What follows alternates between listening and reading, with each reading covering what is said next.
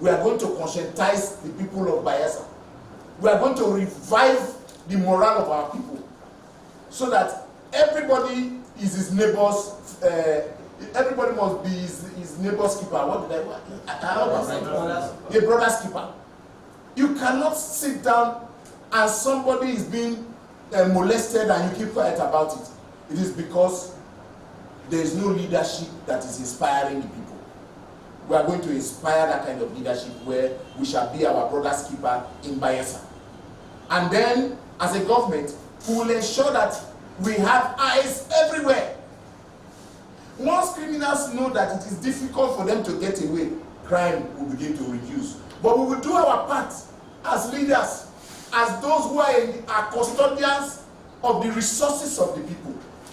We are just custodians. Why should I be celebrated for building a road? What is my responsibility? What is the job description of a governor? The governor's position has certain duties. You must pay salaries. Why should I even be involved in the payment of salaries? The Ministry of Finance, it does not pay, the commissioner does not ensure that salaries are paid as at when due. Then he has no business being commissioner for finance. Because we are not going to carry block in any sites to bring the money. The derivation we get, the allocation we get is already enough money to take care of issues concerning salaries, arrears, and those, recurrent issues that affect the morale of workers and the morale of parents that will be hearing that school fees have not been paid, so students are not writing exams. Why? Because the economy is so bad that the parents cannot even survive. We will revive the economy of our state, Bayelsa State. And that is why we are using this medium to introduce to Bayelsans. We have heard all kinds of things. They keep saying, you hear almost every day, Udengs Eradiri is a placeholder for so person. I'm a placeholder, I'm in the ballot with you. We are equals. They are still saying that, oh no, it's this person that bought form for Udengs. Please, since your principal bought my form, he's just telling you that I'm better. And so, since he bought the form, all of you go and vote for me. So if people feel that they bought my form, I beg all PDP in common sense, look at I vote for the person one I don't buy form for. I don't know why people will be listening to all these kind of things. I'm 47 years. It is my generation, and even the ones younger that should be in leadership. Once you are 60, you are supposed to be retiring. You have no business in government. Science has proven that the older you get, the less productive you are to society. So it is for the young people now to decide. It is you, it's not me who takes Eradiri. I'm only belling this cat. It is for you young people to decide whether we will continue in this manner. There are no jobs. 13, 14 years old girls are moved into prostitution in Yeregua. Ritualism. Is it correct? Ritualism. It's a new terminology. Yes. Ritualists. That's what's happening in our state today. When they say Yahoo, there's something like Yahoo. Ritual, juju, nonsense. They want to embellish it and call it Yahoo. It's not Yahoo. They are turning our young people to ritualists. Because there is no hope in the society. It is left for you young people. You are graduating, there are no jobs. I am not unemployed. I will continue to build my capacity and develop myself to the point where I will be useful to society outside here. But if all of us leave, if all of us go and face our businesses and our families, who is going to bear this cart? Who is going to ensure that our economy is revived to the point where it creates jobs for young people? We are not even up to 600,000 people. And yet, look at what's happening on the streets. They should be deceiving themselves. Flood is coming. I've been talking about the flood and our environment. Look at the environmental abuses that is going on. What role are we playing as leaders to ensure that our environment is conducive for us to live as a people? It's not enough to complain. What actions are we taking? Look, the way the world operates is that you must take action. Then the funds that have been made available by United Nations, European Union, and the rest, you can benefit from it. But if you don't take action, they are watching. They are watching the kind of leadership in your state, and that's why they don't release money. The last flood, over 5,000 families were relocated by UNICEF in Kaduna because they saw what the government was doing. Government educated their people. They employed flood marshals. They ensured that the weak was relocated. They informed their people. They were shouting. Prepared higher grounds and shelters for the weak. So when the Europeans look and see what you are doing, they support you with all the funds that you require. But if you like, die. If leaders who have the responsibility to take action do not do anything, nobody will come to your rescue.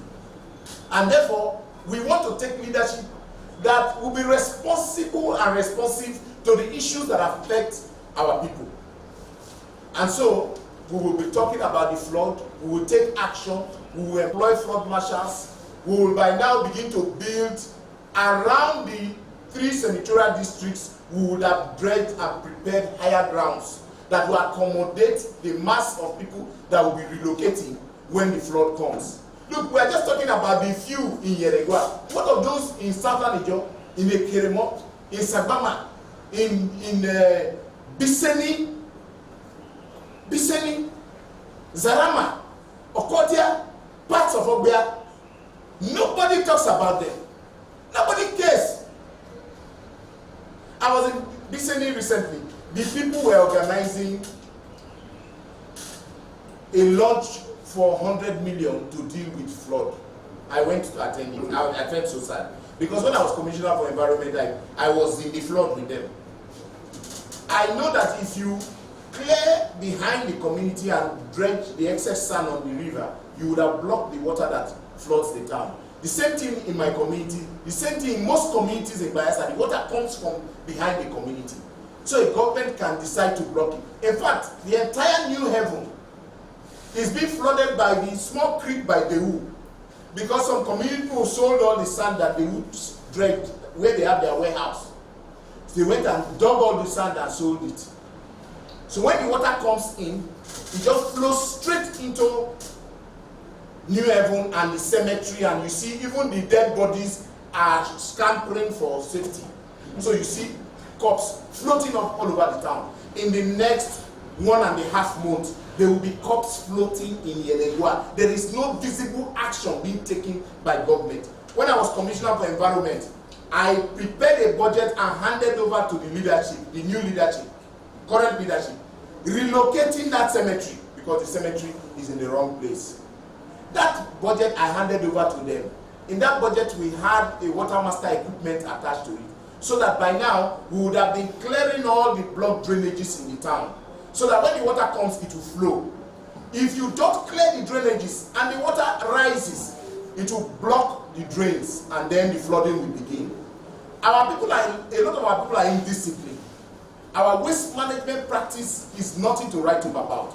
But as we speak, there is no sanitation authority chairman that will coordinate the cleanup of the town. So there is a huge vacuum in leadership, and we intend to fill that vacuum for the good of our people. This flood will be coming. Bayelsans need to prepare.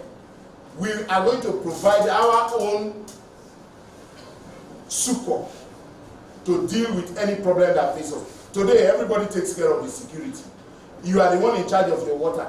You are the one in charge of power. You are the one that is now going to relocate yourself when a natural disaster like flood comes. What then is the role of leadership? That is why I have decided with the Labour Party and my team to take leadership so that we can make Bayelsa great again. We can reboot Bayelsa, we can rebuild Bayelsa, and make us the pride of the Ijaw nation. Thank you.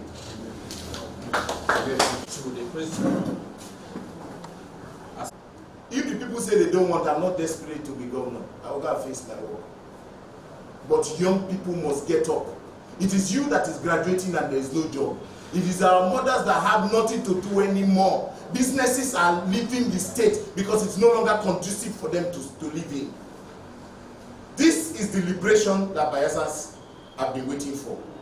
And so we are going to get to the communities, just as we have been doing since. We are going to be talking to the people and let them understand that this is the time to wake up.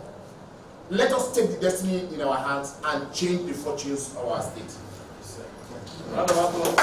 For the allocation that we take, we should deliberately send money to the microfinance bank so that that bank can manage the resources in supporting businesses in the state.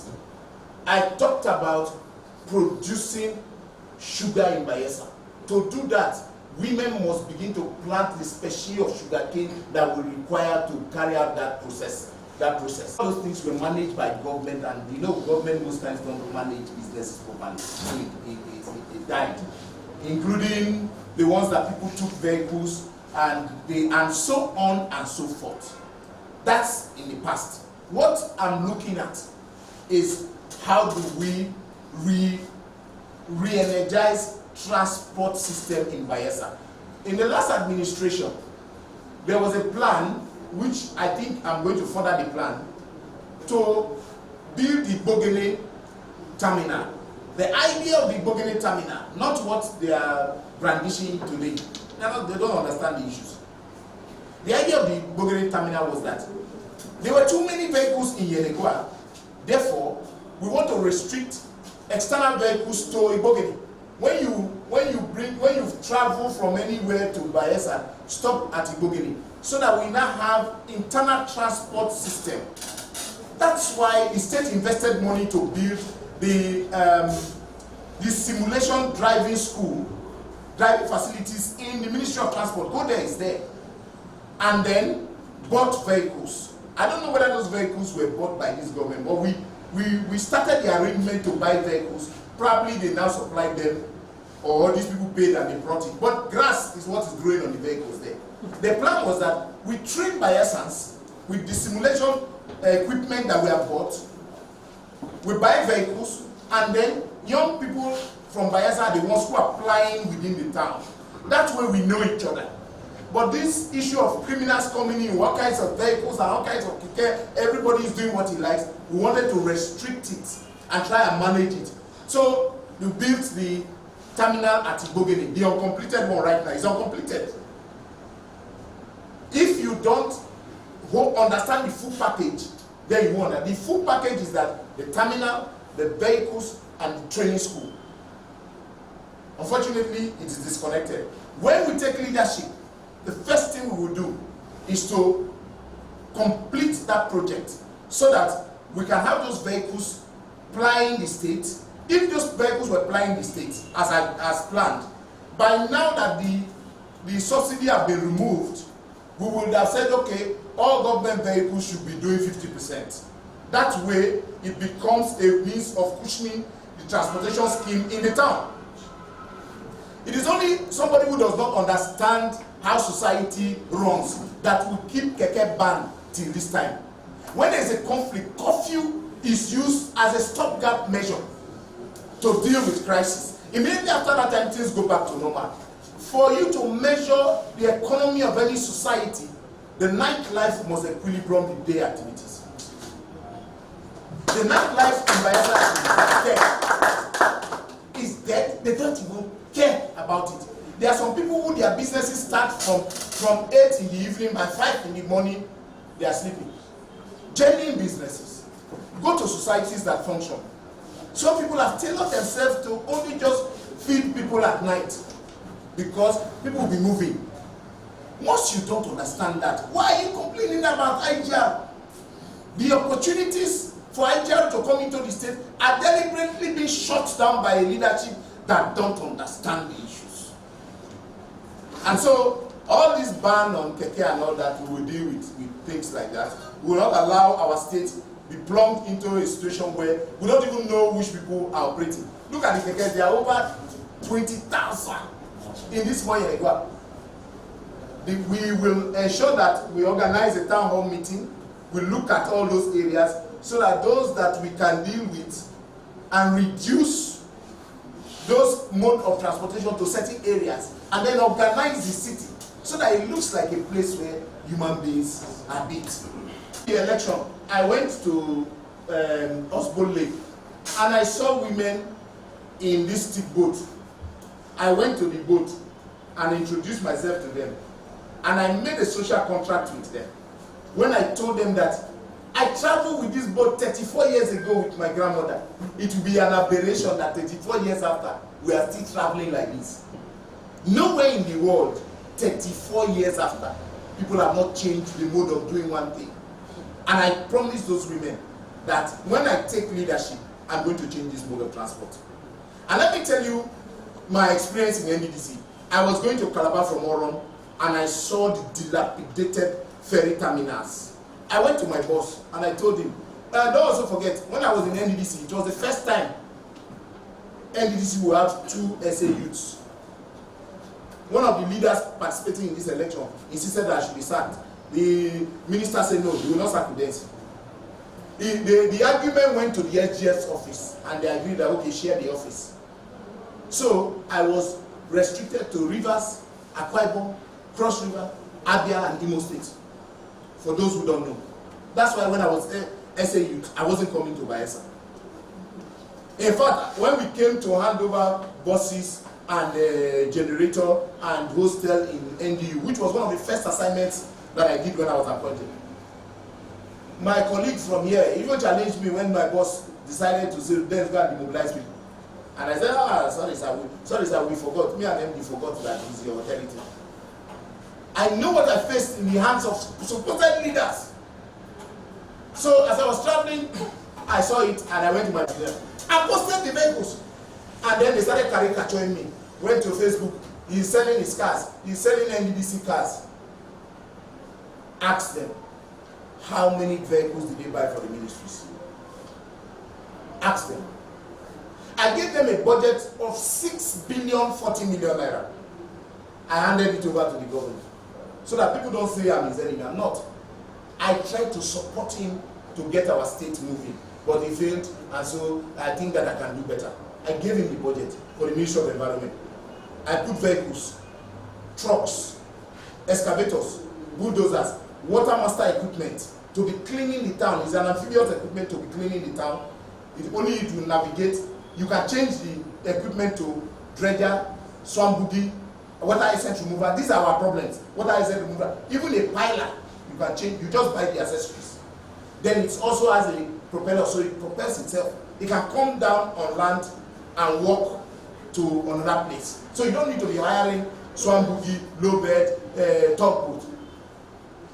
The equipment was sold in Finland. I put it in that budget. I relocated the cemetery in that budget. I started waste to wealth. So all our waste, we buy compressors and compress them, separate them, and we'll be exporting the waste.